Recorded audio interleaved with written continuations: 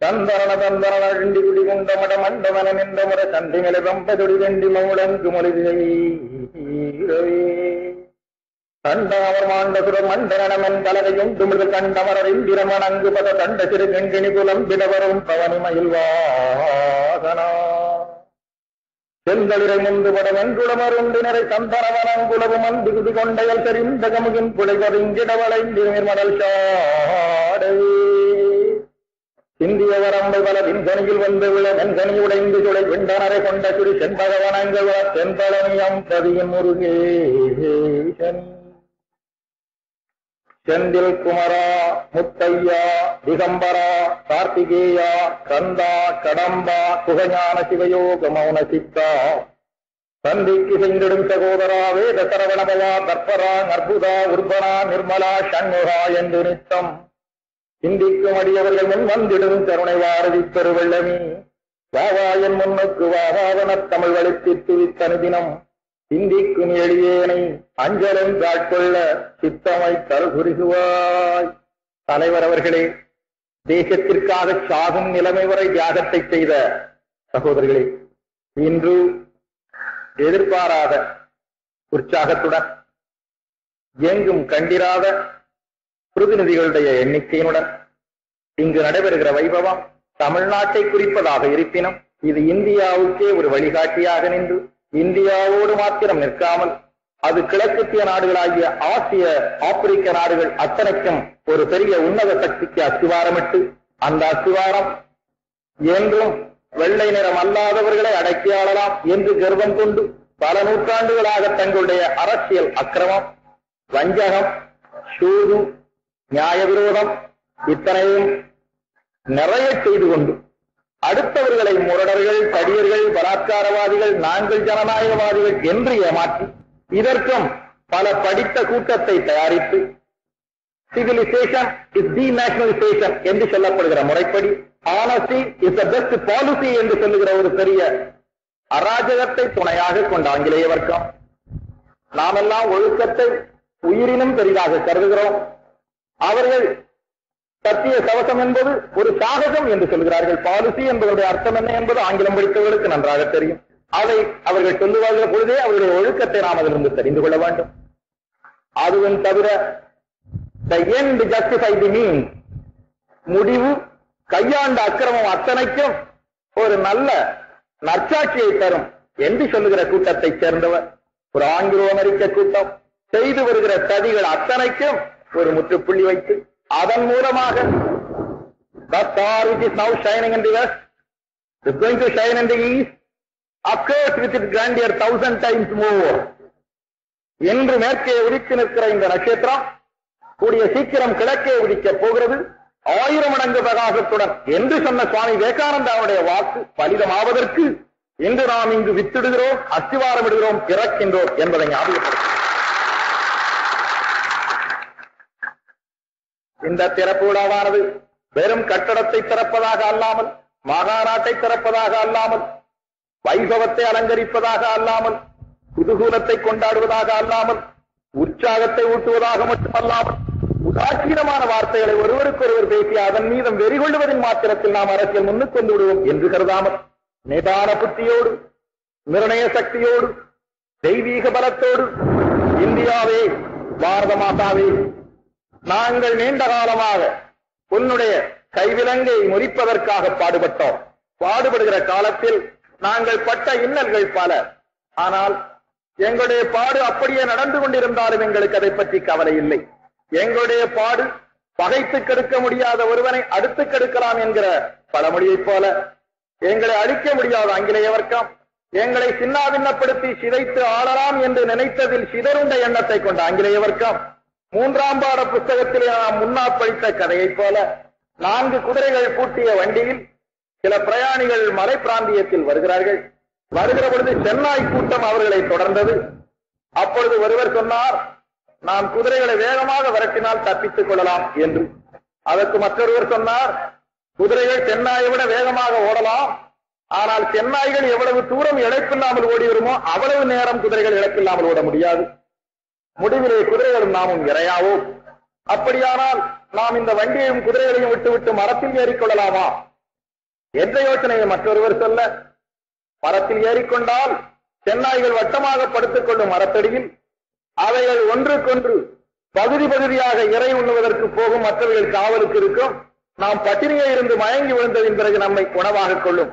இது அவைகளுடைய பழக்கம் என்பதை மற்றொருவர் சொல்ல, மவுண்ட் பேட்டன் போன்ற ஒரு தந்திரவாதி அதில் இருந்தவன், வாஸ்தவம் இந்த முறைகளை நாம் கையாண்டால் பிரயோஜனம் அல்ல. முதலிலே ஒரு குதிரையை அவிழ்த்து விடுவோம். அந்த குதிரையை தின்று கொண்டே இந்த சென்னாய்கள் பசியாறி நிற்கும். 3 குதிரையோடு நாம் யாத்திரை பண்ணலாம். அதற்கு பின்னால் அவைகள் அந்த முடித்ததின் பிறகு அறுகுறை வயற்றோடு ஓடி வருகிற காலத்தில் அவைகள் இழைத்து வருகிற பொழுது மற்றொரு குதிரையை அவிழ்த்து விடுவோம். இப்படி ஒவ்வொன்றாக விடுவோமே, ஆனால் நம்முடைய பிரயாணமும் நடக்கும். வருகிற வேகத்தில் நாம் அத்தனை பேரும் அழியாமல் கொஞ்சம் கொஞ்சமாக அழிவை மிச்சப்படுத்தி ஒத்த குதிரையோடு தப்பித்தாலும் தப்புவிக்கலாம், அல்லது ஒத்த குதிரை விட வேண்டிய நேரம் வருகிற பொழுது நாம் ஒழிந்தாலும் ஒழியலாம் என்று சொன்னதற்கு இணங்க முதல் இந்த ஈசத்திலே சரித்திரங்கள் எல்லாம் இன்றும் சரியாக எழுதப்படாத நிலைமையிலே, உண்மையை இன்றும் மறைக்கப்படுகிற நிலைமையிலே, உத்தம தியாகிகளுக்கு இன்னும் சிலையும் பெயரும் வருவதற்கு தேசியவாதிகள் கூசுகிற நிலையிலே, சரித்திரம் அத்தனையும் புரட்டாக எழுதப்படுவதை சாதகம் என்று கையாளுகிற நிலையிலே, நம்முடைய தேசம் முதல் இந்த காங்கிரஸ் என்ற ஒன்று வருவதற்கு முன்பே, இந்த காங்கிரஸ் என்ற ஒன்று எங்கிருக்கிறது என்று எவரும் கனவு காண்பதற்கு முன்பே சுதந்திர தாகம் கொண்டு நின்றது.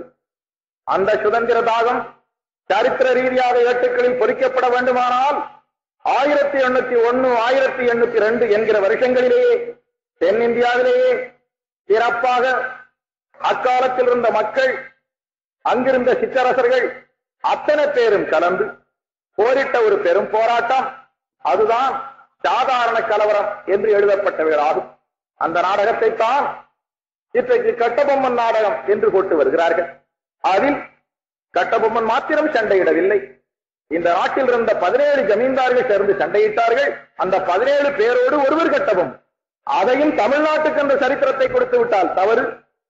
ஏதோ ஒரு ஆந்திரர் வந்து சண்டை செய்தார் என்று இருக்கட்டும் என்று சூழ்ச்சியாக அந்த சரித்திரம் எழுதப்படுகிறது. அதை இன்னும் மக்கள் படித்து பாராட்டி வருகிற நிலைமையில் ஆங்கிலேயருடைய கையெழுத்துத்தான் இன்றைக்கு நாம் கொண்டாடுகிற சரித்திரமாக இருக்கிறது. சண்டையிட்ட 18 முக்கியஸ்தர்களும் கட்டபொம்மன் ஒருவர். 17 பேருடைய சண்டை, 17 பேர் சிந்திய ரத்தம், 17 பேருடைய பரம்பரை சிந்திய ரத்தம், அதன் பிரதிநிதியாக நின்ற பாதர் வெள்ளை ஒருவருக்கு மாத்திரம் ஒரு வேலைக்காரனாக கொடுக்கப்பட்டு விட்டு, அதிலும் ஒரு தமிழ்நாட்டின் சரித்திரத்தை, தமிழ்நாட்டின் வீரத்தை மறைக்க வேண்டும் என்று அன்று வெள்ளையன் காண்கிறார். அதே சரித்திரமாக இன்று நாம் கொண்டாடுகிறோம். இந்த நிலைமையில் அக்காலம் தொட்டு நம்முடைய தேசிய போராட்டம் திறக்கப்படுகிறது.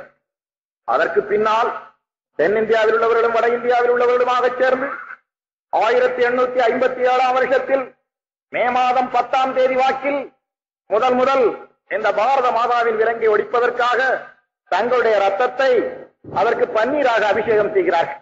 அந்த முதல் தத்தம் ஒரு மராட்டிய வீரன், மங்களதேஷ் என்று சொல்லப்படுகிற ஒரு மகாவீரனுடைய ரத்தம் அதற்கு கலப்பரியாக முதலிலே கொடுக்கப்பட்டது.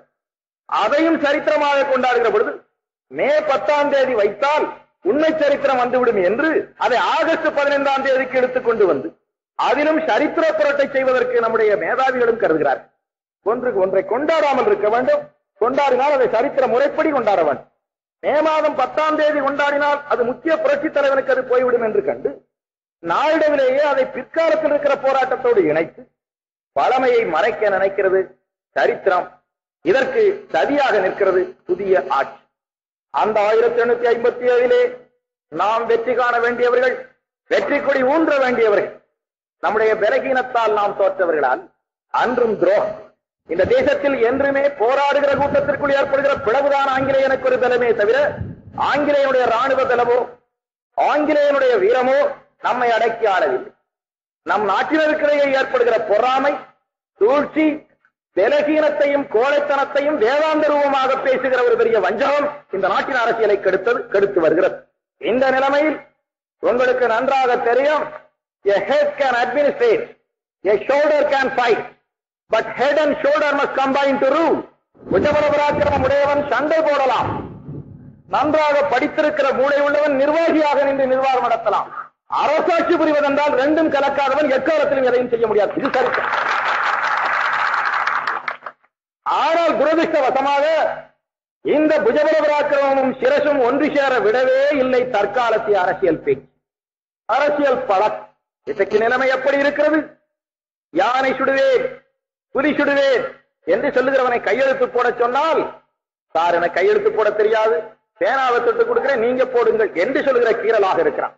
பள்ளிக்கூடத்திலிருந்து நிறைய படித்து விட்டு BA MA பாஸ் பண்ணி விட்டு வருகிற ஒரு பெரும் கூட்டத்தை பார்த்தால், அந்த கூட்டம் வருகிற பொழுது ஒரு பால் மாட்டை பிடித்துக் கொண்டு ஒரு கிழவி வருவாளையானால், அந்த பால் மாடானது கண்ணில் மொய்த்த கொசுவை விரட்டுவதற்கு கொம்பை அசைக்குமே ஆனால் குற்ற வருகிறதோ என்று இப்படி மல்லாறுகிற கூட்டமைக்கு படித்த வர்க்கமாக இருக்கிறது. பிரத்யட்சம் இந்த நாட்டின் பிரத்யேகம். சொல்லுவதில் அவமானம் இல்லை, நமக்கு உள்ளது பேச வேண்டும். ஒரு கிழவிதானே இந்த மாட்டை பிடித்து வருகிறார். பசு குத்துமா? அப்படியே குத்துவதாக இருந்தால் இந்த பெண் பிள்ளை கையில் கயற்றோடு வருமா என்று சிந்திக்க முடியாதவன் கால் சட்டையோடும் பூட்ஸோடும் படிப்போடும் அழகாக பேசிக்கொண்டே நாட்டிலே வாழ்க்கை. இது நாட்டின் நிர்வாகம், இது நாட்டின் லட்சியம். இது பெருத்த அவமானம் நமக்கு.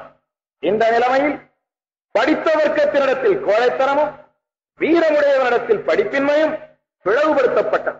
பழைய காலம் அப்படி அல்ல. எனக்காக நான் சொல்லுகிறேன் என்று நீங்கள் கருத வேண்டாம். பாரதத்தை எடுத்துக் கொள்ளுங்கள். துரோணாச்சாரி, கிருபாச்சாரி, பீஷ்மாச்சாரி போன்றவர்கள் மிகப்பெரிய மெஞ்ஞானிகள், விஞ்ஞானியை விட 10,000 மடங்கு உயர்ந்த மெஞ்ஞானி யோகிகள் என்றாலும் வில் அம்பு ஆயுதத்தை எடுத்து போர்க்களத்தில் நின்று சத்திரியனோடு ரத்தம் சிந்துகிற நபர்களாக இருந்து ஞானத்தை பதித்தார். அதே நேரத்தில் ஞான ஜனகன் சிம்மாசனத்தில் ஏறி அரசு புரிகின்ற ஒரு பெரிய அரசன் சுக பிரம்மத்திற்கு குரு தேவை என்று நினைக்கிற காலத்தில் ரிஷிகள் வர்க்கத்தில், தபோதரர்கள் வர்க்கத்தில், சன்னியாசி வர்க்கத்தில் குரு இல்லை என்று நினைக்கிற பொழுது ஞான ஜனகன் குருவாக இருந்து சுக பிரம்மத்திற்கு போதிக்கிற நிலையிலே செங்கோல் பிடித்தவன் அரசனாக இருந்தான். நாடவிலேயே தபோபலம் ஏற்பட்டதின் பிறகு ஆயுதத்தை கையில் வைக்காமல் சாபத்தின் மூலம் ஆயுதம் கொண்டவனை தடுத்து விடலாம் என்றிருக்கிற நிலைமை வந்ததின் பிறகு ஆயுதம் தேவையில்லை என்கிற எண்ணம் புகுந்தது. அது தபோபலத்தை வைத்து ஆயுதம் கொண்டவனை சம்ஹாரம் பண்ணுகிற ஞானி அதை பேசலாமே தவிர வெறுமனிவன் அதை பேசினால் அவலட்சணம். அஹிம்சை எங்கிருந்து உதிக்கிறது என்றால், ஆயுதத்தை கையில் தொடாமல் ஹிம்சையை கருதுகிற ஒருவனை அழிக்கும் சக்தி உடையவன் பேச வேண்டுவது அஹிம்சை. விஸ்வாமித்திரனுடைய ஆயுதத்தை வசிஷ்டருடைய தண்டு வாங்க முடிந்தது, அவர் பேசலாம் அஹிம்சை. அல்லாத நிலைமையில் அது பேசப்படுமே ஆனால் அது எங்கே கொண்டு போய் மக்களை முடிக்கும்? ஓரிருவர் நல்லவர்களாக இருந்த அஹிம்சை பேசலாம். பெரும்பாலும் முடியாத்தன்மையில் உள்ள கூட்டம் அத்தனையும் அஹிம்சையை பேசிக்கொண்டு தன்னுடைய கோழைத்தனத்துக்கு ஒரு பெரிய மாலையை போட்டுக் கொள்ள வசதி அளி. அந்த நிலைமை இந்து மதத்திற்கு சம்பந்தம் அல்லாத சமண மதத்தினுடைய கருத்து. இதை எஸ். சீனிவாச ஐயங்கார் அவர்கள் 1927 டிசம்பர் வாக்கில் பூர்ண சுதந்திர தீர்மானத்தை நிறைவேற்றுகிற பொழுது, அந்த அன்று பூர்ண சுதந்திர தீர்மானம் நிறைவேற்றப்படுகிற காலத்தில் காந்தியடிகள், ராஜகோபாலாச்சாரியார், ராஜேந்திர பிரசாத், வல்லபாய் படேல் போன்றவர்கள் அதை எதிர்த்த காலத்தில், திரிபுரி போல ஒரு நாடகம் நடந்த காலத்தில், டாக்டர் அன்சாரி தலைமை வகிக்கிற காலத்தில் ஏராளமான டெலிகேட்டுகள், பிரதிநிதிகள் எல்லோரும் பூர்ண சுதந்திர தீர்மானத்திற்கு ஆதரவாக இருந்த காலத்தில், அன்று ஜவஹர்லால் நேரு, சுபாஷ் போஸ் அவர்கள் எல்லாம் எஸ். சீனிவாச ஐயங்காரோடு சேர்ந்திருந்த காலத்தில், அடியேன் சிறுபையனாக 19 வயதிலே ஒரு கேஸ் கொடுக்க போயிருந்த பொழுது அதன் காரணமாக அங்கிருந்த டுயில் சட்டைகளையும் கிளாஸ் வேட்டையும் கலத்தி போட்டுவிட்டு கதரை கட்டி ஒரு வேடிக்கை பார்க்கிற பார்வையாளனாக 100 ரூபாய் டிக்கெட்டுக்கு போன பொழுது, இது இருசாராரும் தயாரிக்கிற பொழுது அந்த பூர்ண சுதந்திர தீர்மானத்திற்கு ஆதரவாக மக்கள், அங்கிருந்த பிரதிநிதிகள் தங்களுடைய வீர செயலை காட்டிய காலத்தில் மெஜாரிட்டி அங்கு வந்துவிடும் என்று கண்டு காந்தியடிகள் போய் டாக்டர் அன்சாரியை சந்தித்து, இதை விஷயாலோசனை கமிட்டியில் இருந்து நீங்கள் விலக்கினால் நல்லது, இல்லையே இது தேசத்தில் ஒரு விதமான பிளவை உண்டாக்கினாலும் உண்டாக்கலாம் என்று தனிமையாக வேண்டிக் கொண்ட காலத்தில் அவர் அதை மறுத்ததின் பிறகு இந்த தகவல் அவருக்கு கிடைத்து பம்பாய்க்கு புறப்பட்டு போய்விட வேண்டும், இந்த தீர்மானம் நிறைவேறிய பொழுது தான் இருக்கக்கூடாது என்று கண்டு அவர் பயணமாக இருக்கிற நேரத்தில் எஸ். சீனிவாச ஐயங்கார் அவர்கள் நேரே சொன்ன வார்த்தை இன்றும் என்னுடைய காதில் ஒலித்துக் கொண்டிருக்கிறது. அப்பொழுது அவர் சொல்கிறார், இந்த தகவல் தெரிந்தவுடனே பிரசிடென்டினிடத்தில், ஜனாதிபதியிடத்தில் தனித்து போய் பேசினார்கள் என்று கேட்டவுடனே சொல்லுகிறார் அவர் வீட்டிலேயே தான் காந்தியடிகளும் தங்கி இருக்கிறார்கள். Mister Gandhi, you are not an ordinary man. You are a best schemer, being a Baniya by birth. In any colonial rule, international clash is inevitable. Whenever there is a clash, there must be some adjustment. That adjustment will naturally approach the rightist, it will never go to the leftist. You being the arch leader of the rightist camp, you think of propagating that adjustment as an achievement through your wonderful nonviolence, which is a salacious non-Hindu doctrine nonsense. In the long run, It will take the shoulder and valor out of the country, and the Muslims will take advantage of it. They will knock out their lion share Pakistan, and the reaction may be very unfortunate, which I do not want to mention. You may even meet an unnatural death. எஸ்ரீனிவாசன் அன்று சொன்னது தீர்க்க தரிசனமாக அத்தனையும் பலித்தது. தயவு செய்து அப்படியே இருக்க வேண்டும். இந்த நிலைமையில் அந்த தன்மை வந்ததின் பிறகுதான் சாதாரணமான வார்த்தையாக மாத்திரம் அல்ல, அது தீர்க்க தரிசனமாக பலித்தது.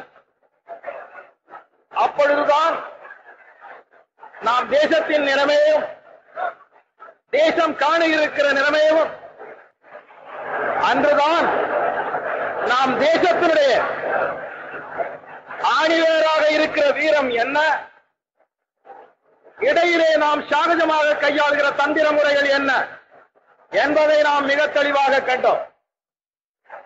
அந்த வீரபுருஷன் அத்தைக்கு சொன்ன வார்த்தை ஒன்றாவது தவறி போகாமல் அத்தனையும் பறித்தது. அவரை மகாத்மா என்று சொல்ல வேண்டும் முதல் தடவையா. அதே போல அன்று நடைபெற்ற அந்த சம்பவங்கள் எல்லாம் எதை நமக்கு எடுத்து காட்டுகிறது என்று கேட்டால், அரசியல் என்பது வீரத்தையும் விவேகத்தையும் இரண்டாக கருதியதுதான் அரசியலே தவிர வெறும் விவேகத்தை கையாண்டால் அரசியலில் பிரயோஜனமே கிடையாது. ஞானமும் அப்படியே தான். கோழைக்கு ஞானம் கிடைக்க முடியாது, துறவிக்கும் அது தேவை. எப்படி என்று கேட்டால், விவேகம் இல்லாத ஒருவன் காமத்தை கடக்க முடியாது, வீரம் இல்லாத ஒருவன் யமபயத்தை தாண்ட முடியாது. யமபயத்தை தாண்டியவனும் காமத்தை கடந்தவனும் தான் ஞானி. அதற்காகத்தான் காலனை காலால் உதைத்தவனாம், காமனை கண்ணால் எரித்தவனாம் என்று சிவபெருமானுக்கு கொடுத்தவனுடைய லட்சணமாகும். அதற்கு மேல் திருவள்ளுவர் நாயனாரை எடுத்துக்கொள்வோம். திருவள்ளுவர் நாயனாருடைய குரலிலே எழுதப்படுகிறது, படிக்கப்படுகிறது, பேசப்படுகிறது எல்லாம் இன்னா செய்தாரை ஒருத்து அவர் நாண நன்னயம் செய்து விடல் என்று சொல்லப்படுகிற குரலை மாத்திரம்தான் உங்களுக்கு போதித்து வந்திருக்கிறார்கள், படிக்க காட்டியிருக்கிறார்கள். இது எங்கிருந்து வந்தது? திருவள்ளுவர் நாயனார் எழுதிய நூலிலே அறத்துப்பாலிலே சந்நியாச தர்மத்திற்காக இருக்கின்ற பகுதியிலே வந்தது. இதை மாத்திரம் சொல்லுவதில் பிரயோஜனமில்லை, இதை மாத்திரம் நாம் எடுத்துக்காட்டாக கொள்வதில் பிரயோஜனம் இல்லை. இவ்வளவு பெரிய லட்சணத்தை நமக்கு கொடுத்த திருவள்ளுவர் அரசியலுக்கு வருகிறார், பொதுப்பாலுக்கு. அதே நபர் அரசியலுக்கு பொதுப்பாலுக்கு வருகிற பொழுது என்ன சொல்லுகிறார் என்று கேட்டால், கொலையில் கொடியாரை வேந்து ஒருத்தல் பைங்கூழ் கலை கட்டதனோடு நேர். கொலையில் ஐந்தாம் வேற்றுமை உருவை போடுகிறார், ஆளானுடைய ஐந்தாம் வேற்றுமை. கொலை என்னும் குற்றத்தால் கொடியவர்களாகிய போக்கிரிகளை வேந்தன் கண்டித்தல் பயிர்களில் இருந்து கலையை பிடுங்கி எறிந்தது போறால். நான் சொல்லவில்லை, வள்ளுவர் குரல். அதுதான் நம்முடைய நாட்டிலே ஆட்சிக்கு ஞானிகள் கையாண்டு கொடுத்ததாக இருந்தது. இந்த நிலைமையில் இப்படி நடைபெற்றிருந்த காரியங்கள் எல்லாம் இவ்வளவு தவறுதலாக போக வேண்டிய நிலைமை வந்ததால் தான் ஆங்கிலேயருடைய ஆட்சி நீடிப்பதற்கு ஒரு காரியம் நமக்கு கிடைத்தது. அதை அவன் எப்படி செய்கிறான்? அந்த 1857 புரட்சியில் நாம் போரிடுகிற வேகத்தில் அன்று ஆங்கிலேயருடைய வீரமும் நம்முடைய வீரமும் இடைபோட்டு பார்த்த காலத்தில் ஆங்கிலேயன் வீரத்தோடு நம்மோடு சண்டை போட முடியாத நிலைமை நிரூபிக்கப்பட்ட காலத்தில், கங்கா நதியினுடைய தண்ணீர் ரத்தமயமாக ஓடிய காலத்தில் சீக்கியர்களை பிடிக்கிறார். சீக்கியர்களே, நீங்கள் சிறுத்த ஜனத்தொகை உள்ளவர்கள், இன்றைக்கு இந்துக்களும் முசல்மான்களுமாக சேர்ந்து இந்த சண்டையை போடுகிறார்கள். இருசாராரும் போடுகிற சண்டையில் நவாப் ஆட்சி தான் வரப்போகிறது. இந்துக்கள் அதிக ஜனத்தொகையில் உள்ளவர்கள், அவர்கள் தப்பித்துக் கொள்ளலாம். நவாப் ஆட்சி மீண்டும் வந்தால் சிறுத்த ஜனத்தொகையுடைய சீக்கியராக நீங்கள் கண்டிப்பாக அழிந்து போவீர்கள். ஆகையால் நீங்கள் எங்களை பின்பற்ற வேண்டும், உங்கள் மதம் வாழ்வதற்கு என்ற சதியை சொன்னார். நம்முடைய தேசத்தின் துரதிர்ஷ்டம், சீக்கியர்களை நம்பினார்கள்.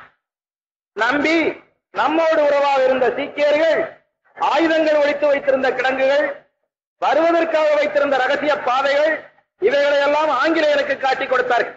அதுதான் 1857 நமக்கு தோல்வியை கொடுத்தது. சீக்கியர் துரோகம் நம்முடைய பலகீனம் அல்ல, ஆங்கிலேயரின் பலம் அல்ல. அதற்காகத்தான் சீக்கிய பரம்பரையை வம்ச பாரம்பரையாக பட்டாளத்தில் வைத்துக் கொள்வது என்ற சலுகையை கொடுத்திருந்தார் ஆங்கிலே.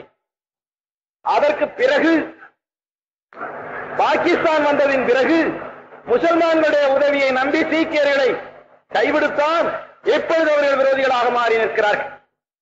அதில் அந்த ஷாகஜத்தில் வெற்றி பெற்ற போதிலும் கூட வெள்ளையனுடைய ஆட்சி முறையில் தோல்வி அடைந்தது. அன்று ஆண்டது சர்க்கார் அல்ல, கிழக்கிந்திய கம்பெனி என்று சொல்லப்படுகிற ஈஸ்ட் இந்தியா கம்பெனி. அதைத்தான் படிக்க தெரியாத ஜனங்கள் கும்பினியான் ஆட்சி என்று சொன்னவருடைய மர்மமா. அந்த ஆட்சி ஒழிந்ததின் பிறகு விக்டோரியா ராணி பீடத்திற்கு வருகிறாள். வருகிற பொழுது அவர்கள் என்ன யோசிக்கிறார்கள்? அந்த 4 குதிரையிலே ஒத்த குதிரை அவிழ்த்து விட்ட தந்திரத்தை போல விக்டோரியா ராணி ஒரு தந்திரம் செய்கிறாள். அதுதான் சீர்திருத்தம் என்கிற முறையிலே கொடுக்கப்பட்ட மேக்னா கார்ட்டா. அது என்ன செய்கிறது? சுதேச மன்னர்களே, அவர்களும் சேர்ந்து சண்டை போட்டவர்கள். அதில் அவர்கள் ஆயுதம் தாங்கும் உரிமையுடையவர்கள், சண்டை போட்ட பழக்கக்காரர்கள் என்பதற்காக அவர்களை பிரிப்பதற்கு ஒரு சூழ்ச்சி. சுதேச சமஸ்தான மன்னர்களே, நீங்கள் அரசுகளாயிருப்பதில் எங்களுக்கு ஆட்சேபனை இல்லை. உங்களுடைய பகுதிகளை நீங்கள் ஆண்டு கொள்ளலாம். உங்களுக்கு நீங்கள் வருகிற பொழுது நாங்களும் துப்பாக்கி குண்டுகளை அவரவர் தரத்திற்கு தக்கவாறு 21, 17, 30 என்று போட்டு நாங்கள் உங்களுக்கு மரியாதை செலுத்துகிறோம். உங்களுக்கு வாரிசு இல்லாத போனால் சுவிகாரம் எடுத்துக்கொள்ளும் உரிமையை உங்களுக்கு தருகிறோம். நீங்கள் உங்களுக்கென கோர்ட்டுகள் வைத்து உங்களுடைய பழக்க வழக்கப்படி ஆண்டு கொள்ளுங்கள். இந்த கூட்டத்தோடு காவாலி பையங்களோடு நீங்கள் சேராதீர்கள். இந்த சாதாரண ஜனங்களோடு உங்களுக்கு என்ன கூட்டு? நீங்கள் கண்ணியமாக வாழ்வதில் எங்களுக்கு ஆட்சேபனை இல்லை என்று சொல்லி ஒத்த குதிரை அவிழ்த்து விட்டதான் விக்டோரியா ராணியினுடைய தந்திரமாக. இது கிடைத்த மாத்திரத்திலே சுதேச சமஸ்தான மன்னர்கள் எல்லாம் நம்மை விட்டு பிரிந்தார்கள், துரோகிகளாக மாறினார்கள், பலனை அனுபவிக்கிறார்கள். அதற்கு பின்னால் மீண்டும் 2வது குதிரை அவிழ்த்து விட வேண்டுமே, அதற்கென்ன தந்திரம்? அந்த தந்திரம் தான் இந்த காங்கிரஸ் உற்பவம். உங்களுக்கு ஆச்சரியமாக இருக்கு. காங்கிரஸ் என்று சொன்னால் சில பேர் நினைப்பார்கள் காந்தியடிகள் தான் உண்டாக்கினார்கள் என்று நினைக்கிறவர்கள் இன்னும் இருக்கிறார்கள். அல்லது நம்முடைய இந்திய தேசாபிமானிகள் உண்டாக்கினார்கள் என்று நினைக்கிறவர்கள் பெரும்பாலும். இரண்டும் பொய். காங்கிரஸ் உண்டாக்கப்பட்டு வளர்ந்து வந்ததின் பிறகு புது பாதையை தந்தவர் காந்தியடி. காங்கிரஸை தேசாபிமானிகள் உண்டாக்கவில்லை, காங்கிரஸை உண்டாக்கினவன் வெள்ளைக்காரன். எப்படி அந்த 1857 நமக்கு எதிர்பார்த்த பலன் கிடையாத போனாலும் நாம் மீண்டும் ஒரு கரகாஸ்பதமான காரியத்திற்கு போவோமே, ஆனால் ஆங்கிலேய ஆட்சி அழிந்து போகும் என்பதை கண்டான் ஆங்கிலேயன். இதற்காக அவன் என்ன செய்கிறான்? மக்களுடைய வீரத்தை, மக்களுடைய உணர்ச்சியை ஆயுத பாதையில் புரட்சியில் திருப்ப விடாமல் பேச்சு பாதையில், தீர்மான பாதையில் கொண்டு போவதற்கு திட்டமிட்ட சதிதான் 1885 வருஷத்திலே காங்கிரஸ் என்பதை ஹியூம் என்ற வெள்ளைக்காரன் உண்டாக்கி அவன் முதல் லக்ராசாதிபதியாக அதற்கு அலங்காரம் செய்கிறான். அந்த நிலைமையில் அவனை பம்பாயிலே உற்பத்தி செய்கிறான். செய்து என்ன சொல்லுகிறான்? எங்களுடைய அரசாங்கம் நியாயமானது, அந்த அரசாங்கத்தை நீங்கள் ஒன்றும் கோபிக்க வேண்டாம். அது உங்களுக்கு தவறு செய்கிறது என்று நீங்கள் நினைத்தால் தவறு. நீங்கள் எங்களுடைய அரசாங்கத்திற்கு மனு போட்டால், கூட்டங்கூடி தீர்மானம் போட்டால் நாங்கள் உடனே கவனிப்போம் என்று சொல்லி பெரும் பணக்கார கூட்டம், பெரிய பதவியில் உள்ள கூட்டம், பரம்பரை குடும்பத்தினர் என்ற கூட்டம், இவர்களை சேர்த்தான். அப்பொழுது மேடையில் வருகிற காலத்தில் அங்கே வந்து நின்று கொண்டு கையை இப்படி நீட்டுகிற பொழுது பெரிய கரிகை கோட்டை சேவகன் இந்த கையிலும் அந்த கையிலும் மாட்டுகிற அளவுக்குள்ள நபர் அப்பொழுது பிரதிநிதியாக தன்னுடைய தலைமை பீடத்திற்கு பிரசிடென்டாக வருகிற காலம் அந்த காலம். அப்படிப்பட்ட பெரிய நபர்கள் வந்தால் என்ன தீர்மானம் போடுவார்கள்? முதல் தீர்மானம் அக்காலத்தில் காங்கிரசிலே போடுவது, மாட்சிமை தங்கிய விக்டோரியா மகாராணியாரும் அவருடைய சந்ததியும் வாழ வேண்டும் என்று இந்த காங்கிரஸ் பிரார்த்திக்கிறது. இது ஆதிகாலத்து தீர்மானம். இந்த முறையில் உற்பத்தியானது காங்கிரஸ். அந்த நிலையிலே அது உற்பத்தியாக, அப்படி உற்பத்தியான ஒரு காங்கிரஸை இந்த நிலைமையில் விடக்கூடாது என்று பாரத மாதா நினைக்கிறார். அப்படி நினைக்கிற பொழுதுதான் தென்னிந்தியாவிலும் வட இந்தியாவிலும் வீர புதல்வர்கள் ஜனிக்கிறார்கள். அந்த நிலைமையும் அந்த ஜனிப்பும் வருகிற காலத்தில் தான் கப்பலோட்டிய தமிழன் என்று சொல்லப்படுகிற நிலைமையிலே உள்ள வி.ஓ. சிதம்பரம் பிள்ளை அவர்களும் அதற்கு மேல் அந்த காலத்திலேயே ஜமீன்தாராக இருந்தாலும் அவசியமில்லை என்று கருதி 1 லட்சம் ரூபாயை நன்கொடையாக கொடுத்து கப்பல் ஓட்டுவதற்கு உதவி செய்த பாண்டித்துரை தேவராய பாலவரத்தம் ஜமீன்தார் அவர்களும், சேலம் விஜயராவாச்சாரியார் போன்ற வீரனும், வட இந்தியாவிலே லோகமானிய பாலகங்காதர திலகர் என்று சொல்லப்பட்ட மராட்டிய உத்தமனும் தோன்றினார்கள். அவர்கள்தான் இந்த தேசத்திற்கு சுதந்திர வித்து போட்டவர்களே தவிர மற்றவர்கள் பிந்தியவர்கள் தான். அந்த வீரர்கள் தோன்றி சுதந்திரம் என்னுடைய பிறப்புரிமை, அதை நாங்கள் அடைந்தே தீர்வோம் என்ற வீர முழக்கத்தை முதலிலே கொடுத்தார். அக்காலத்திலே சுப்பிரமணிய சிவம், சுப்பிரமணிய பாரதி, VVS ஐயர், வாஞ்சி ஐயர் போன்ற மகா வீரர்கள் வீரத்திற்கு வீரமாய் ஆயுதம் பிடித்து சண்டை செய்யவும் தயாராய், அத்தோடு விவேகத்துக்கு விவேகமாக பிரசங்கம் பண்ணவும் தயாராகிய வீரர்களாக திகழ்ந்த காலம் அந்த காலம். அப்படி உருவாகிறது காங்கிரஸ். அப்படி உருவாகி வந்த ஒன்றுதான் அதற்கு பின்னால் அடுத்த பாதையை தருகிறது. அது என்ன என்கிறதெல்லாம் 3வது குதிரை எடுத்து வருகிற இடம். அது 2014 வருடத்திலே யுத்தம் வருகிறது. அந்த யுத்தத்தை பயன்படுத்தி ஆங்கிலேயரை அழிக்க வேண்டும் என்று கருதுகிறார்கள் வி. சுதந்திரமில்லை லோகமானிய பாலகங்காதர திலகர். அப்பொழுது அது தவறு, இந்த நேரத்தில் அவருக்கு உதவி செய்து சீர்திருத்தத்தை வாங்க வேண்டும் என்று கருதுகிறார் கோபாலகிருஷ்ண கோகலே, ஐத்தாண்டத்தில் சீனிவாச சாஸ்திரி. நம்முடைய தேசத்தின் பிரதேசம் காந்தியடிகள் அந்த சக்தியில் சேர்கிறார்கள். சேர்ந்து மெசபடோமியா பிரெஞ்சுக்கு, யுத்த களத்திற்கு, பட்டாளத்திற்கு ஆட்சியர்த்து கொடுக்கிறது என்கிற ஒரு கைவிரத்தையும் காந்தியடிகள் செய்ய வேண்டும் என்று வருகிறது. அந்த நிலைமை வருகிற பொழுதுதான் தேசியத்திலே உள்ள அகிம்சை சந்தேகத்திற்கிடமாகிறது. மெசபடோமியாவுக்கு போய் சண்டை போடுவதற்கு, துப்பாக்கி எடுப்பதற்கு தானே என்று ரெக்ரூட்டிங் ஆபீசராக இருக்கிறான் என்றால், வெள்ளையனுக்கு ஆழ துப்பாக்கி எடுக்கிறது அகிம்சையும், வெள்ளையரை எதிர்த்து துப்பாக்கி எடுக்கிறது இம்சையும் வருமா என்கிற சந்தேகம் தேசியவாதிகளுக்கு அந்த இடம் அந்த இடம்தான். அற்பற்கு செய்யும் நன்றி ஆபத்தால் முடியும் என்று சாத்திரம் சொல்கிறது. அதே போல ஆங்கிலேயருக்கு செய்த நன்றியானது நமக்கு என்ன ஆயிற்று?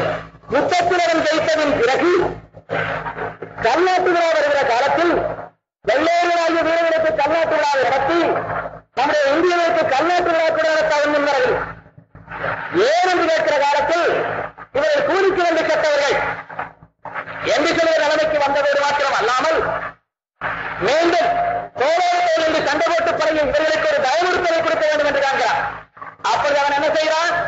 தன்னுடைய தலைவர்களிடத்தை காத்துக் கொள்வதற்கு செய்த அநாகரிக செயலை இன்று நாம் இருவருக்கும் கண்டிப்பதைப் போல அதற்கு பிள்ளையர் சொல்லி போடுகிறார் ஆங்கிலேயர்.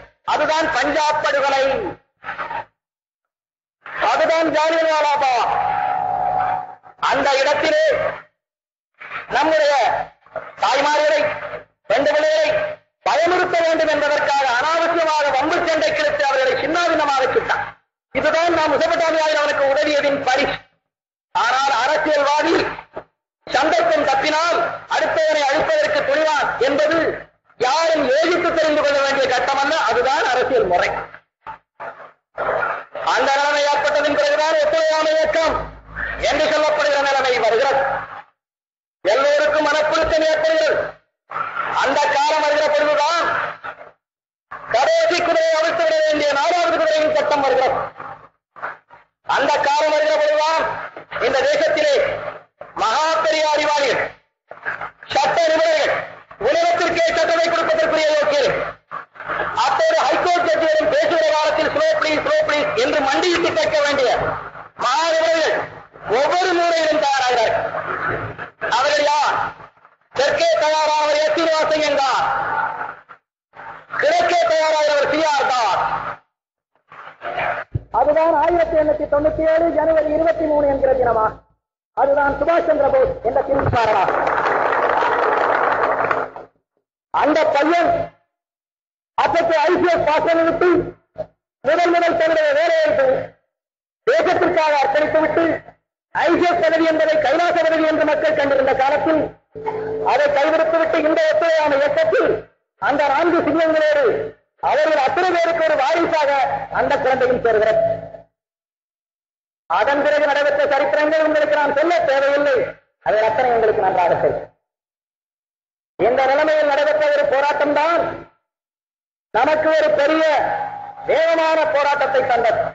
அப்படி தருகிற பொழுது அதற்கு பின்னால் நம்முடைய போராட்டம் மக்கள் போராட்டமாக மாறி 30-31 உலகம் கண்டு பிரமிக்கத்தக்க ஒரு பெரும் போராட்டத்தை நாம் நடத்தினோம். ஆயுதம் தாங்கி போராடிய மக்களுக்கு கிடைத்த ரத்த காயத்தை காட்டிலும் சாவை காட்டிலும் அதிகம் பெற்றோர்.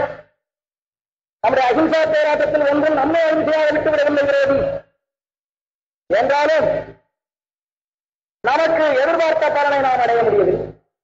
முடியாத போராலும் உலக சூழ்நிலை மாறுவடைந்தது. எப்படி 33ஆம் வருஷத்திலே ஹிட்லர் அங்கே பதவிக்கு வருகிறார் ஜெர்மனியிலே. ஜப்பான் லீக் ஆஃப் நேஷனை விட்டு இவர்கள் பண்ணுகிற அக்கிரமம் சகிக்காமல் வெளிநடக்கிறார். யுத்தம் வரும் என்பது அவருக்கு தெரியும். வரும் என்பது தெரிகிற பொழுதுதான் அது ஜெர்மானிய யுத்தமாக மாத்திரம் இருக்காது, அது கிடைக்க இருக்கிற ஜப்பானிய யுத்தமாக மாறும் என்பது ஆங்கிலேயருக்கு தெரியும். அப்பொழுதுதான் அவன் கடைசி குதிரையாகிய 4வது குதிரை அழைத்து வருகிறான். அதுதான் கவர்மெண்ட் ஆஃப் இந்தியா ஆக்ட், மஞ்சள் பெட்டி தேர்தல் 35ஆம் வருஷத்தில் பேசுகிறது. அந்த கடைசி குதிரை அழைத்து விட்ட இடத்தில் தான் நோ சேஞ்சர்கள் என்று சொன்னவர்கள் எல்லாம் அதிலே உள்ளே வைச்சார்கள். அப்பொழுது தேர்தல் நடக்கிற காலத்தில் நாம் ஒரு பிரகடனம் விட்டோம். அது என்ன? We are going to wreck the constitution, please vote for us. We are not going to work. மகாஜனங்களே, எங்களுக்கு ஓட்டறியுங்கள், நாங்கள் இந்த சீர்திருத்தத்தை உடைக்கப் போகிறோம், நாங்கள் இதுக்கு வேலை செய்ய மாட்டோம் என்று சொல்லித்தான் மஞ்சள் பெட்டி தேர்தலுக்கு நின்றோம்.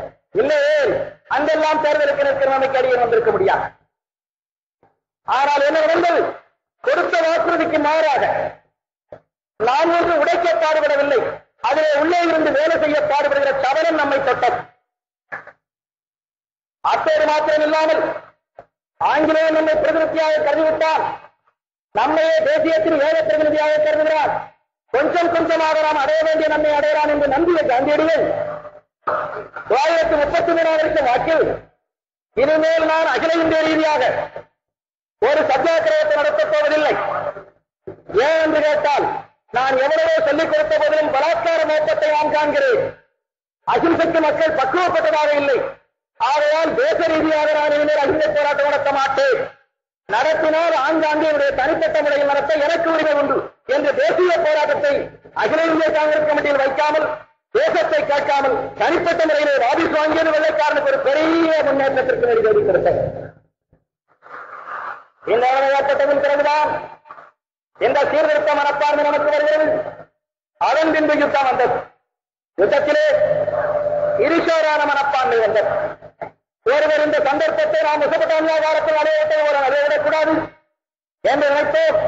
மற்றொருவர் மீண்டும் இதில் சாதகமாக நாம் கிடைத்ததை வாங்குவோம் என்று கருதினார். அப்படி இருஷோராரும் கருதி கொண்டிருக்கிற காலத்தில் என்ன நடந்தது? அதிசயசமாக சுபாஷ் பாபு தப்பிப்போக வேண்டிய நிலைமையில் ராணுவ ரீதியான ஒரு பெரும் புரட்சியை நடத்தி துவக்கிய இடத்திலிருந்து சிங்கப்பூர் முனையிலிருந்து இம்பால் முனை வரை பின்வாங்குதல், வெற்றிகரமான பின்வாங்குதல், கேந்திரஸ்தானம் அல்லாததை விட்டு பின்வாங்குதல், உணவுப் பொருள்களை அழித்துவிட்ட பின்வாங்குதல், உபயோகமில்லாத இடத்தை விட்டு பின்வாங்குதல், ஓடி வருகிறது வாழைக்கு தொங்க போடாமல் வாழை ஓட வைத்துக் கொண்டு வர பின்வாங்குதல். கட்சி சொல்றான், அதுல சந்தோஷப்பட்டான். நம்முடைய தேர்தல் ஓடி வந்த போதிலும் வாழை உயர்த்திக் கொண்டு ஓடி வந்துவிட்டது என்று சொல்லுகிற அளவுக்கு வெள்ளையரை விட நாம் குறைந்தவர்கள் அல்ல. ஆயுதம் கிடைத்தால், போரிடும் திறமை வந்தால் நாம் அவரை அழிக்க முடியும், ஒழிக்க முடியும் என்பதை நிரூபித்து காட்டுகிற சேனை ஒருபுறம் சண்டை போட்டோம். அந்த காலத்திலாவது சந்தர்ப்பத்தை பயன்படுத்த முடிந்ததா என்றால் இங்கே முடியவில்லை. முடியாத போராடும் அனுமதிகளாக நாம் நீடிக்கின்றோமா? அதையும் கைவிட்டோம். எப்பொழுது வேவல் கான்பரன்ஸ் வருகிறது, சண்டை நடக்கிற பொழுது. வேவல் கான்பரன்ஸ் என்ன?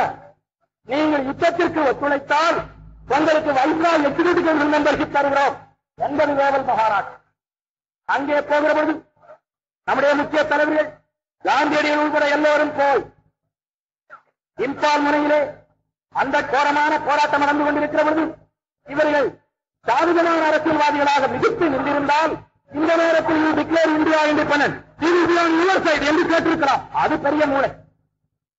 அப்படி கேட்டிருந்தால் அரசியல் கட்சி அதை கேளாமல் வைஸ்ராய் எக்ஸிகியூட்டிவ் மெம்பர்ஷிப் கொடுத்தால் நாங்கள் யுத்தத்துக்கு ஒத்துழைக்கிறோம் என்று ஒத்துக்கொண்டார்கள்.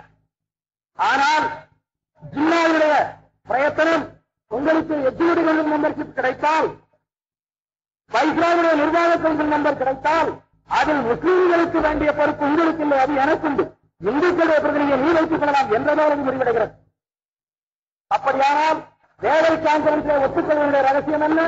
சிந்தால்மனையில் சண்டையிடுகிற சுபாஷ் போஸின் சேனையை வெள்ளைக்காரரோடு சேர்ந்து துப்பாக்கி எடுத்து சுடுவது என்பதுதான் மற்றொரு அகிம்சையை கைவிட்டு அபத்தப்படலாம். அங்கே போய் நாம் இந்தியா என்ன செய்ய முடியும்? We are for war cooperation, provided if you are awarded with the Viceroy Executive Membership means we are ready to shoot the INA with your eyes, with your arms ammunition. It is an historical fact. Nobody can deny. அப்பொழுது நமக்கு அகிம்சை எங்கே இருக்கிறது? அகிம்சை என்பது ஒரு சந்தர்ப்பமாக நாம் உபயோகப்படுத்துகிறோம் என்பதை வெள்ளைக்காரன் கண்டார். If you are really non-violent, we would have been pure. If we are otherwise, we would have been heroes. We are neither here nor there. So, we are neither independent nor independent, we are in between. That is our policy. உண்மையிலேயே நாம் அகிம்சையை கைப்பிடித்திருந்தால் புனித புண்ணிய புருஷராக என்று ஞான ரீதியாக திகழ்வோம். அல்லது வீரர்களாக நாம் நின்றிருந்தால் தேசத்தில் நாம் எதிரியை உடைத்து ஆளுவோம். நமக்கு அதுவும் இல்லை, இதுவும் இல்லை. We talk of non-violence when we come across with the white, but when we do come with the labor act, when we do come with the Kisan, when we do come with the Nagas, when we do come with the PNT and labor and all strikes, when we do come with our wonderful own organizational people, we show our cloth and teeth. நாம் அகிம்சை பேசுகிறோம். தொழிலாளியோடு போராட்டம் வருகிறது, விவசாயியோடு போராட்டம் வருகிறது, நாகாவோடு போராட்டம் வருகிறது, நம்முடைய நாட்டு மக்களோடு போராட்டம் வருகிறது. நாம் துப்பாக்கியால் சுடாமல் இருந்து அகிம்சையை நாம் காட்டவே. But when we do come against the whites like Goa, against the American-aided Pakistan, we talk of non-violence. கோவாவோடு நமக்கு சண்டை வருகிற பொழுது, அமெரிக்காவுடைய உதவியை பெற்றிருக்கிற பாகிஸ்தானோடு நமக்கு சண்டை வருகிற பொழுது நாங்கள் அகிம்சாவாதிகள். ஆகையால் இந்த எதிர்ப்பை தவிர வேற ஒன்றும் செய்ய முடியாமல் இருக்கிறோம் என்று வேதாந்தம் பேசுகிறோம். If we are really non-violent, why the military budget in the central parliament? As Congress people we can talk anything, but not as a ruler of a country. நாம் உண்மையிலே அகிம்சாவாதிகளாக இருந்தால் ராணுவ பட்ஜெட் எதற்காக? ராணுவம் என்ற ஒன்று எதற்காக? இந்த இடம்தான் அரசியலிலே குழப்பமடைகிற இடம். இந்த இடம்தான் the defense minister is one BALT Baldev Singh one and another VKK Menon, which is going on with his paraphernalia. ஒரு காலத்தில் பிஏ வெற்றி படித்த வாத்தியார் நமக்கு தற்காப்பு மந்திரி பல்தேவ் சிங், அதற்கடுத்தாற் போல் எந்த காரியத்திற்கும் அரசியலுக்கும் சம்பந்தம் இல்லாத ஒரு காலத்தில் லண்டனிலே இருந்து லேபர் பார்ட்டிக்கு தேர்தலுக்கு நிற்கிற அளவுக்கு வெள்ளைக்காரோட உறவு கொண்ட VK கிருஷ்ணன் பாதுகாப்பு வந்து விளங்குமா? அந்த நிலைமை அங்கே வருவதால் தான் இங்கே காமராஜ் முத்தியார் செட்டியாரையும் வார் கமிட்டிக்கு மெம்பராக இருந்த TT கிருஷ்ணமாச்சாரியை, இங்கே காமராஜ் முத்தியார் செட்டியாரையும் வார் கமிட்டிக்கு மெம்பராக இருந்த TT கிருஷ்ணமாச்சாரியையும், காந்தியை முத்தியார் என்று கேட்ட TT கிருஷ்ணமாச்சாரியையும் இங்கே அதே கமிட்டிக்கு தேர்ந்தெடுக்கிற அளவுக்கு இங்கே சின்னத்தரம் வருகிறது, அங்கே பெரிய ஊழல் இருப்பது வேறொன்றுமால். அங்கே VK கிருஷ்ணமேனன் பாதுகாப்பு மந்திரி ஆகலாம் என்றால் இங்கே முத்தியார் செட்டியின் வர்க்கம் TTK கிருஷ்ணமாச்சாரியின் வர்க்கம் பார்லிமெண்ட் MLA பதவியில் அடைவதில் ஒன்று ஆபத்து வந்துவிடார். Like defense ministry is to be awarded to a man who has had his connection long ago with the British Labour Party. Has nothing to do with his sacrifice. Who was never a member of the political party. Can be awarded with, why not this petty jobs with this money back? That is clearly gone into the mind of the little man Kamaraj. இந்த நிலைமையில் தான் நிலைமை சீர்கட்டது. இந்த நிலைமை சீர்கட்டதின் பிறகுதான், இந்த தன்மைகள் வந்ததின் பிறகுதான் நிலைமைகள் என்ன ஆகிறது என்று கேட்டால், we went on with adjustments while propagating it as an achievement. ஒன்றும் நாம் பலனாக பெறவில்லை, பெற்றதாக பிரசங்கித்தோம், அது பிரயோஜனம் அல்ல. இந்த நிலைமை வந்த பொழுதுதான் அரசியல் என்ன ஆனது, தெய்வமலை ஓய்ந்தவை போல தீவிர தியாகம் சின்னாவில்லப்பட்ட பிளப்பாக மாறியது. சகோதரர்களே, இன்றைக்கு பார்க்கிற பொழுதுதான் 1930-32 பார்த்த வீரமுகத்தை இன்று நான் காண்கிறேன். இன்று நடைபெறுகிற வருஷம் 57 இருந்தாலும் 25 வருஷத்திற்கு முன்னால் போய் நிற்கிறது அடியனுடைய இருதயம். அன்று கண்ட வீரமுகத்தை, அன்று கண்ட போராட்ட மனப்பான்மையை, அன்று நின்ற தோல் துடிப்பை, அன்று உயிர் தியாகம் பண்ணுவதற்கு தயாராக இருந்த இருதய குமரலை இன்று காண்கிறோம். இதற்கு முன்னால் இந்த நிலையில் நாம் இங்கிருந்தால் கேவலம் அயர்லாந்து என்ன ஜனத்தொகையை கொண்டது? அவர்களாவது வெள்ளையர்கள் அவசியமில்லை. நாசரும் ஈஜிப்தும் என்ன ஜனத்தொகையை கொண்டது? நாசரும் எகிப்தும் பூகோள ரீதியாக வெள்ளையனுக்கு அவ்வளவு சமீபத்தில் இருக்கிறார். அவனுக்கு இருக்கிற சண்டையில் ஒருவன் வருகிற பொழுது ஒருவன் வருகிற பொழுது மற்றொருவன் என்று. When A is to come to attack, B will come to the edge.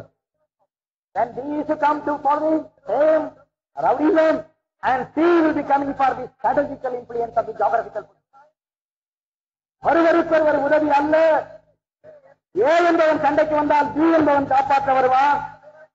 B என்பவன் அடிக்க வந்தால் C என்பவன் பூகோள ரீதியாக இருக்கிற அரசியல் பொருளாதார சிக்கலுக்காக காப்பாற்ற வருவான் என்று நினைத்துக் கொண்டு விளையாடி அதன் மூலம் முதல் சண்டையிலே இறங்கிய ஒரு ஆங்கிலேயரையும் பிரெஞ்சுக்காரனையும் விரட்டுவதற்கு ஒரு நாசருக்கு முடியுமானால் நாம் உண்மையிலே வீர மனப்பான்மை கொண்டு இறங்கி நிற்கிற பொழுது, கிழக்கு நாடுகள் அத்தனையும் நமக்கு உதவியாக நிற்கிற பொழுது, கிழக்கு நாடுகள் அத்தனையும் ராணுவ உதவி பெற்றிருந்த போதிலும் நீண்டகால செல்வாக்குடைய நாகரிக நாடு என்று இந்தியாவுக்கு பெருமைப்படுத்தி நிற்கிற பொழுது நாம் மாத்திரம் தலைமை வைத்துவதற்கு தயாராக நிற்போமே. ஆனால் ஆங்கிலேயனோடு நாம் சண்டை போடவே வேண்டியதில்லை. இந்த பிரகடனத்தை செய்யாமலேயே ஆங்கிலேயன் இருந்த இடம் தெரியாமல் ஓடிப்போக தயாராக இருக்கும். அது இந்த நேரம். ஆனால் நம்முடைய நிலைமை எப்படி இருக்கிறது என்று கேட்டால், சிம்லாவில் இருக்கிற 5 மாடி கட்டடம் 5 story building 5 மாடி கட்டடம், and that too it is not an ordinary building, it is secretariat. அது சாதாரண கட்டடம் அல்ல, அது நம்முடைய அரசியல் இருப்பிடம்.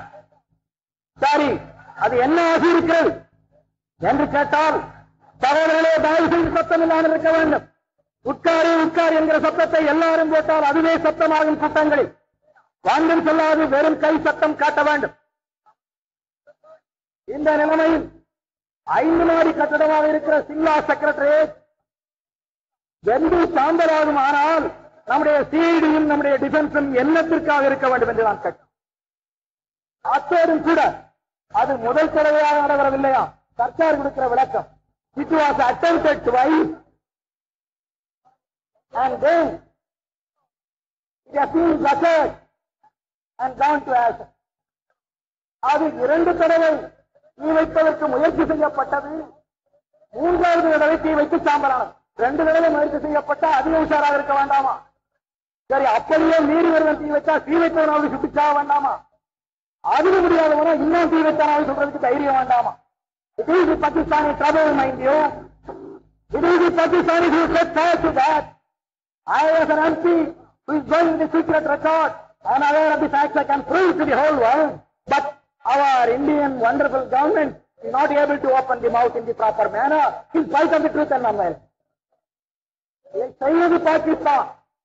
ஆனால் பாகிஸ்தான்காரன் செய்தார் என்று சொல்ல முழங்கால் தைரியம் இல்லை நம்முடைய சர்க்கார். நான் ஒரு பார்லிமெண்ட் அங்கத்தினராக இருக்கிற முறையில் இந்த ரகசியம் எனக்கு தெரியும். நான் இதை நிரூபிக்க முடியும். சொல்லுவதற்கு தயங்குகிறது நம்முடைய சர்க்கார். அகிம்சை சத்தியம் என்பதின் பெயரால் இது ஒரு நாடா? இதை செய்தவுடன் என்ன செய்கிறார்? அவர் டிப்ளமேட் இன்சல்டட். அதற்கு பின்னால் நம்முடைய அரசாங்க காரியாலயத்தில் உள்ள நம்முடைய உத்தியோகஸ்தர்களை அவன் தெருவிலே விலங்குகள் கையிலே போட்டு இழுத்துப் போகிறான் Pakistan. When we are not able to protect our diplomats, how can we dream of protecting our wonderful citizens residing in Pakistan?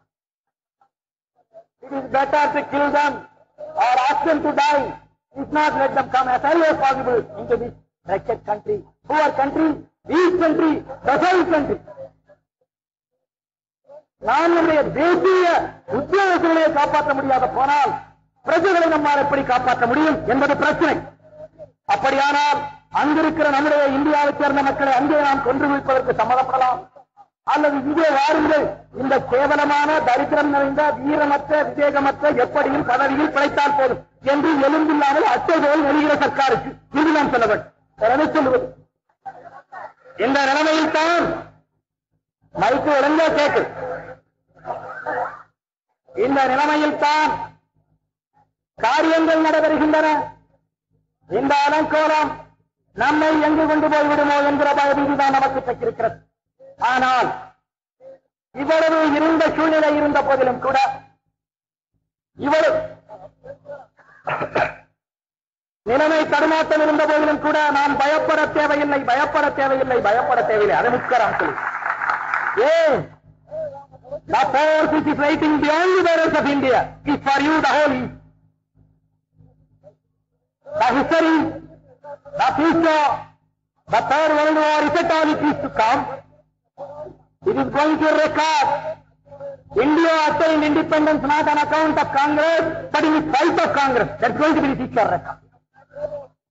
நிலைமை காங்கிரஸ் எப்படி தவறுகள் இழைத்துவிட்ட போதிலும் கூட இவர்களையும் காப்பாற்றிக் கொண்டு ஆங்கிலோ அமெரிக்கனை அழித்து கிழக்கே உதிக்கின்ற நட்சத்திரம் 1000 மடங்கு பிரகாசத்துடன் உதிக்கிறது என்று சுவாமி விவேகானந்தா சொன்னதைப் போல செய்து முடிப்பதற்கு ஒரு பெரும் சேனை காத்து நிற்கிறது. ஆகையால் பயம் வேண்டாம், பயம் வேண்டாம், பயம் வேண்டாம்.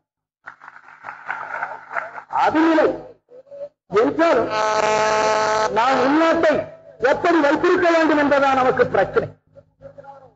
இந்த நிலைமையில் நம்முடைய தன்மைகள் போய்கொண்டிருக்கிறதை பார்க்கிறது. பெரிய தலைவர்கள் அரசியல் ரீதியாக இந்த திரைமரபு நாடகம் நடத்துகிற பொழுது, சிறிய தலைவர்கள் நம்முடைய மானம், நம்முடைய தியாகம், நம்முடைய பழைய பதவி இதெல்லாம் இனிமேல் பணம் சம்பாதிப்பதற்கு உதவினால் போதும் என்று நினைக்கிறது. ஆச்சரியமில்லை. அந்த நிலைமைதான் தமிழ் மாகாணத்தை பிடித்த தரித்திரம். அப்படி வருகிற பொழுது முதலிலே நமக்கு வந்த ஒரு துரதிர்ஷ்டம்,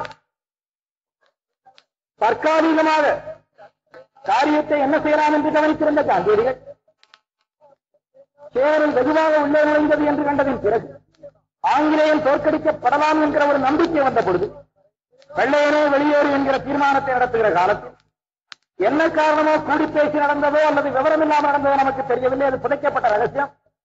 அவருடைய அந்தரங்க தோழராக இருக்கிறார் ராஜகோபாலாச்சாரியார் நாளே சந்தாதாரியை ராஜினாமா பண்ணிவிட்டு வெளியே நின்று கொண்டு போராட்டத்திற்கு எந்த உதவியும் செய்யாமல் போராட்டத்தை கெடுப்பதற்கு மக்கள் யுத்தம் என்று சொல்லி தேசத்தை காட்டிக் கொடுத்த துரோகி கம்யூனிஸ்டோடு சேர்ந்தார். அது தமிழ்நாட்டின் முதல் பாவம். மக்கள் யுத்தம் என்பதின் பேரால் அந்த கம்யூனிஸ்டுகள் செய்தது என்ன? அவருடைய பொருளாதாரம் ஒருவரம் இருக்கட்டும். இவன் தண்டுவாரத்தை சேர்த்தான், இவன் தம்பிக்கம்பியை வெட்டினான், இவன் விமானத்திடலுக்கு தீ வைத்தான், கோயம்புத்தூர் ஏரோட்ரோமுக்கு கம்யூனிஸ்ட் கம்யூனிஸ்ட் கம்யூனிஸ்ட் தேசாபிமானத்தின் பேரால், வீர தேசாபிமானத்தின் பேரால் உண்மை தேசாபிமானிகளை காட்டிக் கொடுத்தார்கள் கம்யூனிஸ்ட். இதை நாம் மறக்க முடியாது. அந்த நிலைமை செய்தவர்களோடு ராஜகோபாலாச்சாரியார் வேறு உறவு கொண்டார் என்பது எதற்கு விளங்காத மர்மம். இந்த நிலைமையில் உறவு கொண்டதோடு மாத்திரமில்லாமல் இது காவிகள் கூறுகள் இயக்கம் என்று சொல்லுகிற நிலைமைக்கும் அவருடைய வார்த்தை வந்தது. தேசத்தின் துரதிர்ஷ்டம், தமிழ்நாட்டின் துரதிர்ஷ்டம். இந்த நிலைமை வந்த பொழுதுதான் சரியாக 12 வருஷத்திற்கு முன்பு இதே போல குமுறலோடு ஒன்று திருப்பரங்கத்தில் கூடியது. அந்த காலத்தில் அங்கிருந்த காங்கிரஸ் வட்டாரத்தில் உள்ளவர்கள் அவர்கள் காந்தியடிகளுக்கு மிக நெருங்கியவராக இருப்பதால் அவர்கள் தவறு செய்தாலும் எதிர்த்து சொன்னால் என்னாகுமோ என்ற பயத்தில் இருந்த பொழுது அந்த பாரம்பரியம் அடியன் தலைக்குத்தான் அன்னைக்கு வந்து அப்பொழுது அந்த கூட்டத்திலிருந்து ஆச்சாரியார்கள் இந்த தேசத்திற்கு பெரிய நன்மைகளும் பல தியாகங்களும் செய்த நிபுணனாகவும் படித்தவராகவும் பழந்தேசாபிமானியாகவும் இருந்தாலும் தேசத்தின் பேரால் சிக்கலான காலத்தில் நடந்த போராட்டத்தில் கலந்து கொண்ட தியாகிகளை காலிகள் கூலிகள் என்று சொன்னதால் இவருடைய தலைமை பதவி தமிழ்நாட்டிற்கு வேண்டாம் என்கிற தீர்மானத்தை பிரேரிக்க வேண்டிய பொறுப்பு அறிவித்தார்கள். அன்றுதான் தமிழ்நாட்டிலே ஒரு புதுச்சு அறிவு ஏற்படுகிறது. ஆனால் அப்பொழுது கலந்து நின்றதை பிரேரிக்கமே தவிர அதை பிரேரிக்கிற காலத்தில் அடியன் காங்கிரஸ்காரனாக அல்ல, காங்கிரஸ் பாரதியாக இருக்கு. 39 நாங்கள் விலகியவர்கள் ஊழியர் மாநாடு என்கிற பொழுது சிவசங்க ஊழியர் என்கிற முறையிலேயும் நான் கலந்து கொள்கிறேன். ஆனால் தீர்மானத்தை நிறைவேற்றியதன் பிறகு தலைமைப்படத்தை தாங்கவோ மற்ற காரியங்களை செய்யவோ முடியாது. இந்த நிலைமை வருகிற பொழுதுதான் அந்த கண்டிக்க வேண்டிய பொறுப்பை கண்டித்து விட்டு ஒதுங்குகிறோம். அந்த ஒதுங்கின இடத்திலே கிடைத்த வெளிதான் பிற்கால அரசியலுக்கு ஒரு அஸ்திவாரமான. இன்னும் அனைவரும் நினைக்கிறார்கள் காமராஜருடைய தலைமைப்பிடத்திற்கு அடியன் தான் உதவி செய்து ராஜகோபாலாச்சாரியாருக்கும் தேவருக்கும் விரோதம் இருந்தது. அதன் காரணமாக காமராஜர் இருந்த இடத்தில் வைத்து விட்டார் தேவர் என்று நினைக்கிற தேசாபிமானிகள் 190 பேர் இருக்கிறார்கள் தமிழ்நாட்டில். அது மிகப்பெரிய தவறு அல்ல. காமராஜர் அடியன் காப்பாற்றியதும் பெரிய மனிதன் ஆக்கியதும் மஞ்சள் பெட்டி தேர்தல் காலத்தில் 36-37 காலம்.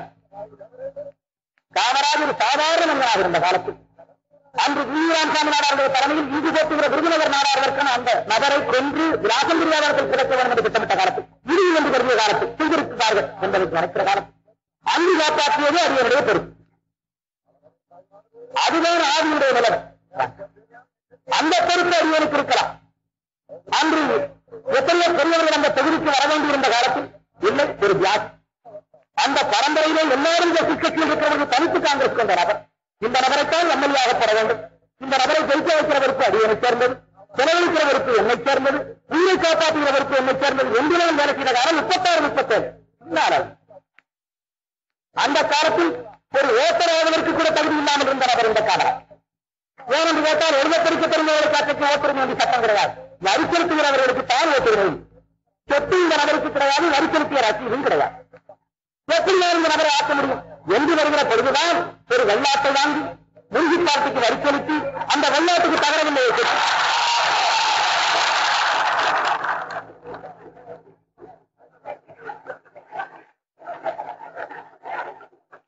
உள்ளே சரித்திரம் எவரையும் குறை கூறுவதற்கான சரித்திரம் நாம் தெரிந்து கொள்ள வந்த சரித்திரம்.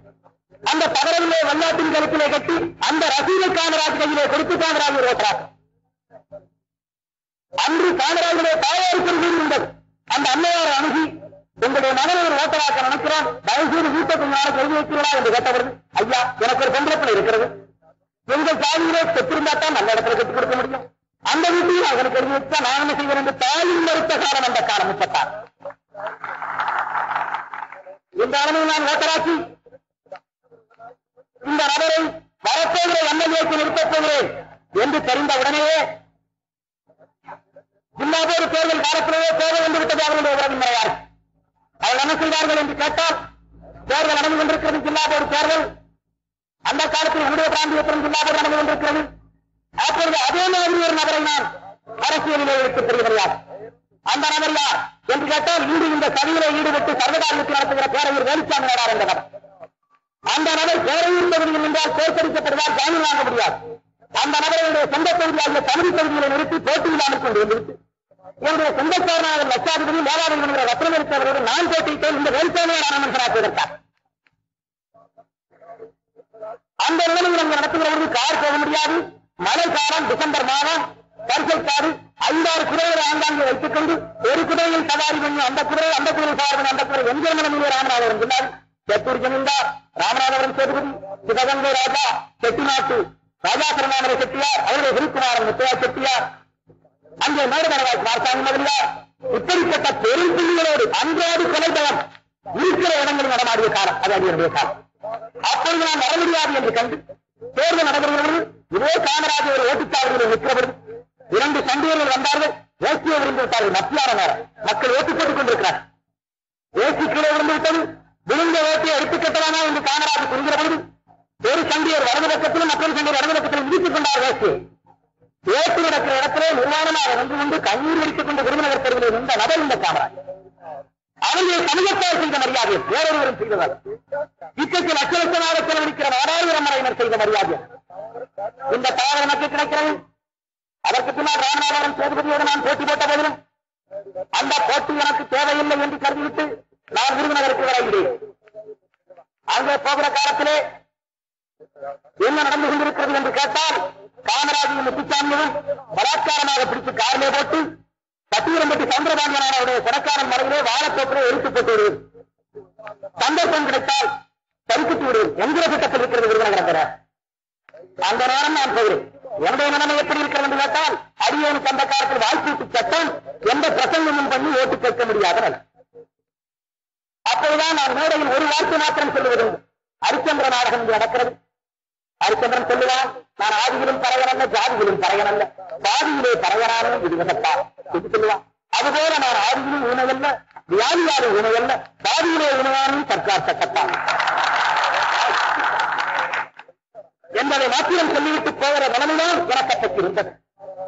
அப்போது மாத்திரமல்ல, பெரும் சாதனை என்னை பெற்ற தகப்பனார் ராமநாதபுரம் சேதுபதியோடு சேர்ந்து கொண்டு என் மகனுக்கு ஏற்று போராது. நேற்றைய கன்னியாகுமரி சித்தரசுகள் எல்லாம் தாழ்வை வணங்கி போகிற மத தலைவன் நம்முடைய ஜாதி தலைவன் சேதுபதி. என்னுடைய மகன் சின்னத்தனமாக காங்கிரஸ்காரனால் கெடுக்கப்பட்டிருக்கிறார். அவர்களால் சேதுபதி ஜெயிக்க வேண்டும் என்று என்னுடைய தகப்பனார் எனக்கு விரோதமாக பகிர்ந்து வருகிறேன். இது 37 காங்கிரஸ் பேர். பேச முடியாதது ஒருவரும் பெற்ற தகப்பன் விரோதியாக நின்று சேதுபதிக்கு வேலை செய்கிறது மற்றொருவரும். இதில் நடக்கிறது பாரு. அந்த நிலைமையில் விருதுநகருக்கு விரைந்து அங்கே போயிருக்கிறது இந்த தவறு சொல்கிறார்கள். நான் அப்பொழுது காமராஜர் கேட்டேன், எப்பா உன்னை இந்த மாதிரி பிடிச்சி கட்டி போடுறதுன்னு பேசியிருக்காங்களான்னு கட்டிவிரம்பத்து வாரத்துல வாஸ்தவமா வந்து கேட்டேன். ஆனங்க அப்படித்தான் சொல்றாங்க அப்படின்னு அந்த நபரை ஒத்துக்கொள்றாரு. நாங்க பேசுறோம் டவுன் காங்கிரஸ் கமிட்டி கட்டடத்துல.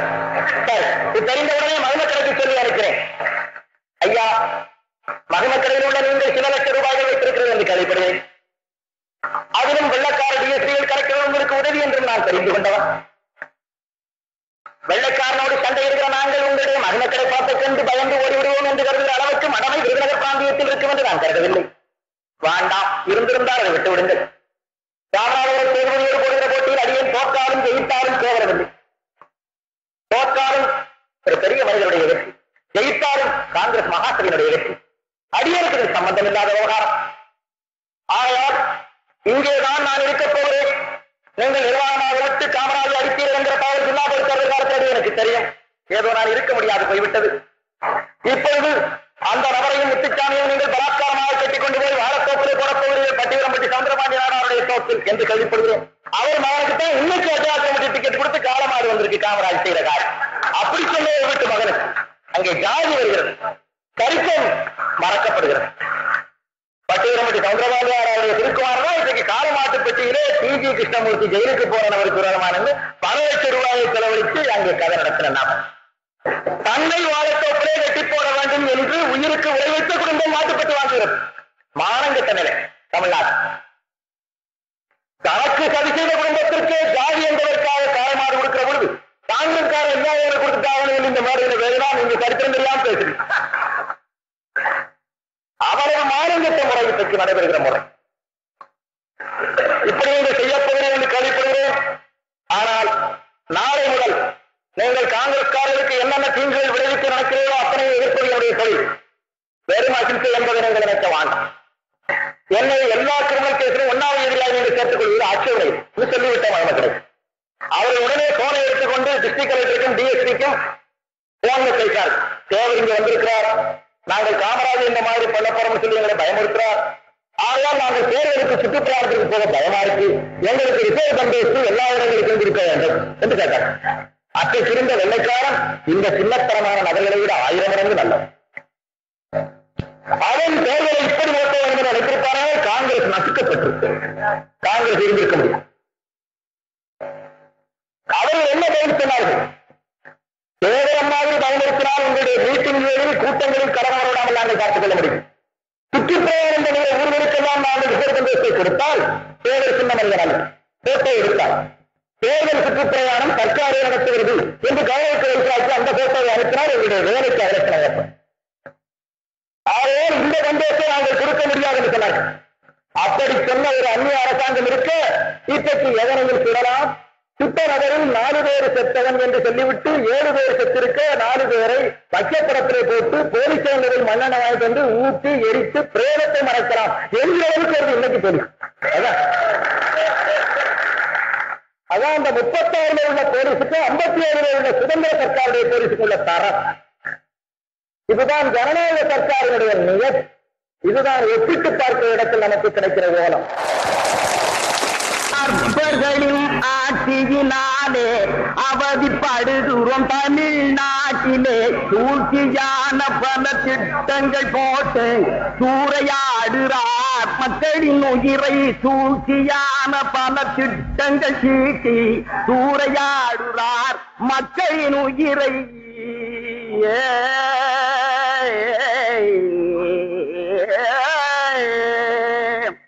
சுதந்திரம் என்பது நமது பாரத இந்தி மக்களுக்காம் அதிலே சுரண்டும் பொருளெல்லாம்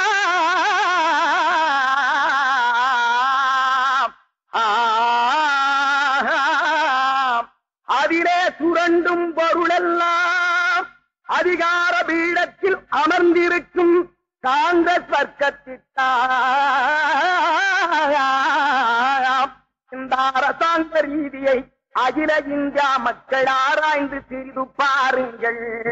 நியாயமானவர் போல் மேடை மீது நின்று ஓட்டு வாங்குவதற்கு நடிக்கின்றார்.